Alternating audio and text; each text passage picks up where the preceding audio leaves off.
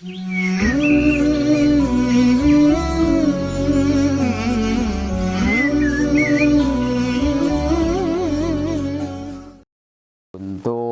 mengkaji salah satu kitab ini adalah kitab yang sangat luar biasa. Namun sebelum kita mengkaji kitab ini, memulai kitab ini, kita perlu mengetahui siapa mu'alifnya. Kita perlu mengetahui siapa pengarang kitab ini. Bagi seorang pelajar ketika mempelajari sebuah kitab, salah satu keutamaannya adalah, keabdalannya adalah mengetahui pengarangnya, sejarahnya, supaya menjadi penyemangat buat kita. Namanya adalah, ini ada beberapa versi ya. Namanya adalah Syekh Zainuddin Ahmad bin Syekh Muhammad Al-Ghazali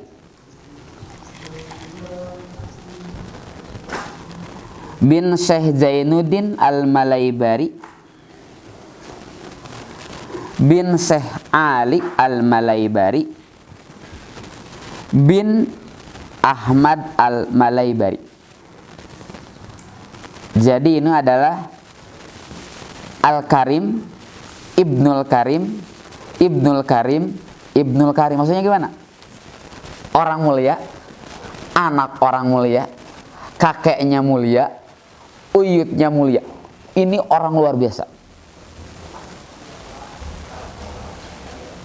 Beliaunya ulama hebat, ayahnya ulama hebat, kakeknya ulama hebat, uyutnya ulama hebat, ke atasnya ulama hebat. Menurut kitab yang lain, ini ada beberapa versi. Bahkan di kitab I'anatul Talibin disebutkan adalah, beliau adalah namanya adalah Syekh Zainuddin bin Syekh Abdul Aziz bin Syekh Ibnu Al-Alamah Syekh Zainuddin, muallifi Hidayatul Azkiya, pengarang kitab Hidayatul Azkiya ila Thariqil Auliya, bin Syekh Ali bin Syekh Ahmad Asy-Syafi'i Al-Malaybari Al-Fanani. Jadi berbeda pendapat. Pengarang kitab ini menurut sebagian adalah Syekh Zainuddin, sepakat, cuman ayahnya yang berbeda. Ada yang mengatakan ayahnya adalah Ahmad bin Syekh Muhammad Al-Ghazali, namanya adalah Syekh Muhammad Al-Ghazali, nama beliaunya Syekh Zainuddin Ahmad. Nama ayahnya menurut sebagian pendapat Syekh Muhammad Al-Ghazali. Menurut sebagian pendapat adalah, kalau di kitab I'anatul Talibin di tengahnya itu nama ayahnya adalah Syekh Abdul Aziz. Kakeknya sama, kakeknya Syekh Zainuddin Al-Malaybari. Jadi Syekh Zainuddin Al-Malaybari itu punya anak, di antaranya adalah Muhammad Al-Ghazali dan Syekh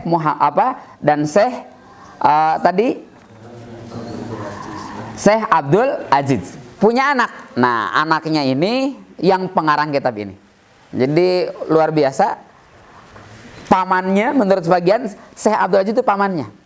Tapi semuanya adalah pamannya, kakeknya, uyutnya, semuanya ada orang-orang hebat. Beliau belajar sama kakeknya, belajar sama pamannya, belajar sama ayahnya bertahun-tahun. Kemudian beliau berangkat ke Mekah belajar selama 10 tahun. Lahir beliau berbeda pendapat juga. Menurut sebagian pendapat, lahirnya adalah pada tahun 938 Hijriah. Pada tahun 938 Hijriah di daerah Kombal, bukan Gombal ya. Daerah Kombal. Kombal, daerah Al-Malaybari, daerah India. Tapi menurut sebagian pendapat, kelahiran beliau itu tidak diketahui kapan lahirnya.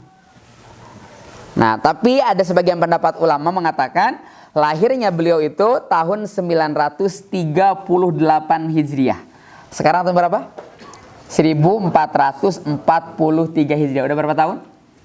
500 tahun yang lalu kurang lebih.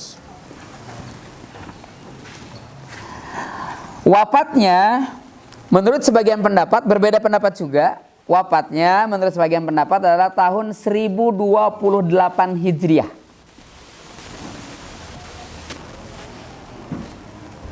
Menurut sebagian pendapat tahun 972 Hijriah. Kok berbeda? Dalam kitab-kitab itu berbeda.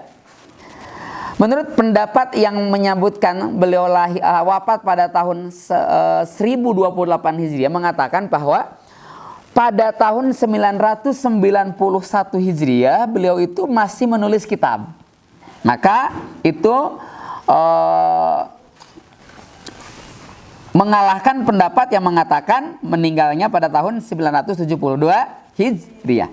Maka ini perbedaan pendapat. Kenapa? Karena beliau itu ulama yang sangat masyhur tetapi tertutup masalah kepribadiannya. Dan saking masyhurnya orang segan.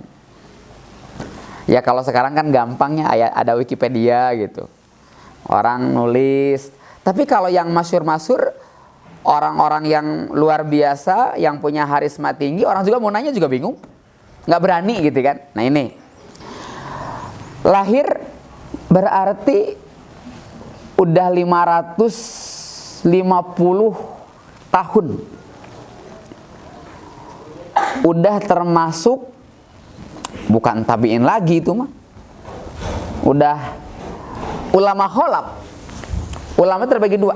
Ada ulama salaf, ada ulama kholaf. Menurut sebagian pendapat, salafnya yang kayak gimana? Menurut sebagian pendapat adalah salaf itu adalah ulama-ulama yang hidup sebelum abad ke-5 Hijriah. Itu salaf namanya. Ada ulama kholaf. Ulama kholaf itu adalah ulama yang hidup, yang berfatwa, yang hidup di atas tahun 500 Hijriah. Maka kalau sekarang muncul ada mengatakan salafi, sebetulnya kita salafi. Kenapa? Kita ikut salafi kok. Kenapa? Imam Syafi'i itu salafi.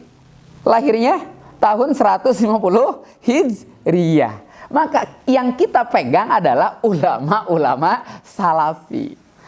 Cuman kita nggak nge-labeli. Nah, termasuk pesantren ada salafiyah. Nah, harus tahu ada pesantren namanya pesantren salafiyah.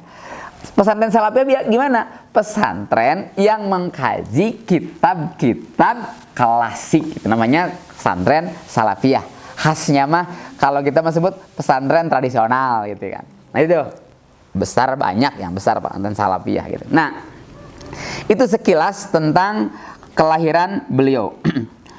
Lahirnya kalau di kitab I'anatul Talibin di tengahnya disebutkan Al-Malaybari Al-Fannani, daerah Fanani. Fanani itu daerah India.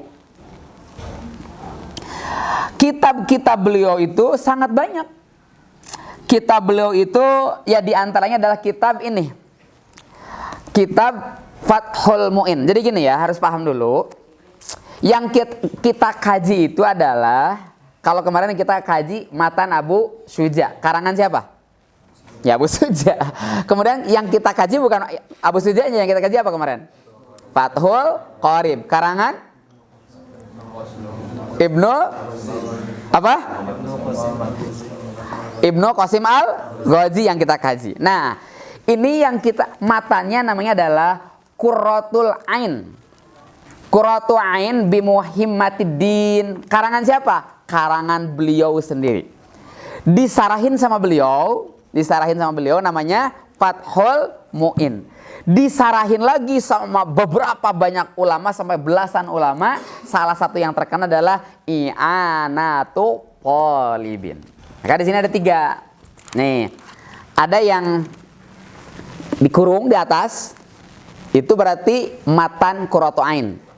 Kemudian ada yang agak tengahnya itu Fathul Mu'in. Ada yang bawahnya itu I'anatul Talibin. Yang kita kaji yang mana? Fathul Mu'innya. Kalau I'anat Thalibinnya sebagai referensi saja, terlalu banyak. Wah, banyak, tebal banget gitu kan. Tebal banget. Antum Abi Husnudon, antum pada bisa bahasa Arab, tinggal baca insya Allah. Kalau santri kampung Quran kan luar biasa. Bahasa Arabnya pasti semua, baca kitabnya luar biasa, Al-Qur'annya mutkin semua. Alhamdulillah. Nah, kitab Fathul Mu'in ini adalah kitab yang sangat spesial. Kenapa spesial? Salah satu kespesialan kitab ini biasanya kitab-kitab fikih itu diawali dengan bab apa? Thaharah. Di sini enggak? Di sini langsung salat. Di sini langsung sholat, tetapi dari sholat itu berpencar. Makanya kitab Fathul Mu'in itu adalah menurut kalangan ulama menyebutkan adalah tidak sah disebut kiai kalau belum bisa baca kitab Fathul Mu'in. Kenapa? Ribet, lumayan.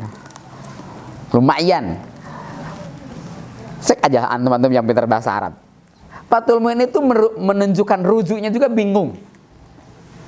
Balik domirnya. Maka dan kitab Fathul Mu'in ini adalah sangat terkenal di Indonesia, di Malaysia, di Mesir, di berbagai belahan dunia sangat terkenal Fathul Mu'in. Bahkan di Indonesia sendiri menjadi standar MQK tingkat dewasa. Cek. Ya, musabaqah qiraatul kutub. Kenapa? Ini menjadi standar. Maka orang yang belajar bahkan bisa baca kitab Fathul Mu'in, kitab I'anatul Thalibin, beliau itu punya kebanggaan sendiri. Kenapa? Ini kitab udah level atas kitabnya. Maka antum harus semangat. Bismillah. Nanti ditanya, udah ngaji kitab apa di pesantren? I'anatul Thalibin. Luar biasa. Ada pondok di luar, pondok tahfidz. Ada, kita kan ngirim santri nih keluar, kan yang dibacanya biasanya lebih ke terjemah kan. Kalau teman-teman di luar sana lebih terjemah, baca kayak kita baca kitab Fadailul Amal gitu kan, dibaca gitu. Nah, terus si santri itu di sana mah ada kajian. Terus emang di kampung orang ngaji kitab apa saja? Udah Fathul Qorib. Wah, itu mah kelas ulama. Padahal Fathul Qorib itu adalah kitab kitab mubtadiin kan, di bawahnya dijelaskan kitab mubtadiin, kitab pemula. Nah, kalau sekarang kelas ulia antum, udah kelas ulia, bahkan udah pengurus, udah mau nikah, ngaji kitab ini sebuah anugerah dari Allah. Sebuah anugerah dari Allah. Apa anugerahnya? Allah menganugerahi kepada kita untuk bisa mengkaji, belajar kitab ini.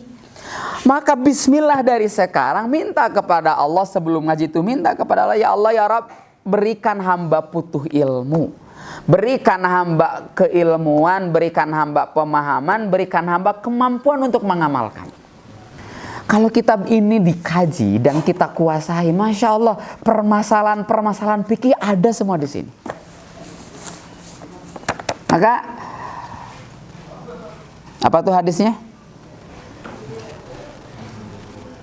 May yuridillahu bihi khairan yufaqihu fiddin. Barang siapa Allah yang menghendaki seseorang menjadi baik, maka Allah akan mempakihkan dia, akan mendorong dia untuk fakih, untuk mengerti dalam masalah agama. Kita husnudon kepada Allah. Antum-antum yang di sini itu Ahlul Quran, calon ulama akhir zaman, yang soleh, yang mukhlis. Nah, kitab Fathul Mu'in ini adalah kitab yang sangat luar biasa, kitab yang sangat terkenal. Beliau itu Syekh Zainuddin Al-Malebari. Beliau itu ketika di Mekah keliling kepada beberapa ulama. Di antaranya beliau keliling kepada Syekh Samsuddin Muhammad Ar-Ramli yang dikenal dengan Imam Ar-Ramli. Beliau juga pernah mencari fatwa, bertanya kepada Muhammad Khatib Asy-Syarbani yang terkenal dengan kitab Sirajul Munir, kitab tafsir. Beliau juga pernah datang kepada Imam Abdur Rauf dan ulama-ulama yang lainnya. Setiap ulama-ulama yang didatangi, beliau tulis fatwa-fatwanya, kemudian melahirkan kitab Al-Ajwibah Al-Ghaliyah fil As'ilatil Gharibah. Jadi ulama-ulama zaman dulu itu kepada para ulama itu soal datang nanya fatwa ditulis. Lahirlah kitab yang tadi Al-Ajwibah Al-Ghaliyah fil As'ilatil Gharibah. Dan kita lihat ulama-ulama yang dulu, karakter-karakter ulama kitab-kitab klasik, nulis apa sih gini? Qala syekhuna. Ulangi. Apa artinya? Berkata guruku. Ulama-ulama zaman dulu itu bangga kepada gurunya. Mereka menulis fatwa-fatwa gurunya dalam kitab-kitab. Mana nanti kitaban? Qala syekhuna, qala syekhuna. Nah, seperti itu. Beda dengan ulama-ulama akhir zaman. Menurut pendapatku, nah itu. Ulama-ulama akhir zaman. Menurut pendapatku. Maka nih antum-antum kita semua, kita belajar dari ulama-ulama salaf, ulama-ulama yang salih, ulama-ulama yang mukhlis. Mereka itu mengkaji ilmunya sangat luar biasa, semangat mencari ilmunya luar biasa. Kemudian mereka tetap menghormati guru-gurunya. Maka berkah kitab ini. Dan beliau juga, Syekh Zainuddin Al-Malaybari, bukan hanya seorang ahli kalam. Bukan hanya seorang ulama penulis. Bukan hanya seorang orator, bukan. Tapi beliau itu adalah ahli ibadah. Kenapa? Dalam perjalanannya disebutkan bahwa beliau itu sangat menghormati guru-gurunya dan beliau juga datang untuk talaki, zikir, talqin, dikir-dikir ke ulama-ulama thariqah.